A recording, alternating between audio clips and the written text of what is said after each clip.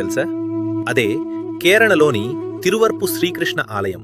ఇక్కడి దేవుణ్ణి ఆకలి దేవుడు లేదా హంగ్రీ గాడ్ అని పిలుస్తారు. కంసుణ్ణి మల్లయుద్ధంలో వధించిన తర్వాత విపరీతమైన అలసటతో ఆకలితో ఉన్న కృష్ణుడి ప్రతిరూపమే ఈ విగ్రహం. 1500 ఏళ్ల నాటి ఈ ఆలయంలో ప్రధాన అర్చకుడికి గర్భగుడి తాళాలతో పాటు ఒక గొడ్డల్ని కూడా ఇస్తారు. ఎందుకంటే ఒకవేళ తాళం మొరాయించి తలుపు తెరవడం 1 నిమిషం ఆలస్యమైనా ఆ గొడ్డల్తో తలుపులను పగలగొట్టి లోపలికి వెళ్లి దేవుడికి నైవేద్యం సమర్పించాలి. ఒకప్పుడు ఆదిశంకరాచార్యుల వారు స్వయంగా ఇక్కడ అర్చకుడిగా ఉన్న సమయంలో సూర్యగ్రహణం కారణంగా ఆలయాన్ని మూసివేశారు. కాని తిరిగి తెరిచేసరికి ఆకలి వల్ల విగ్రహం సన్నబడి ఆభరణాలన్నీ కిందకు జారిపోయాయి.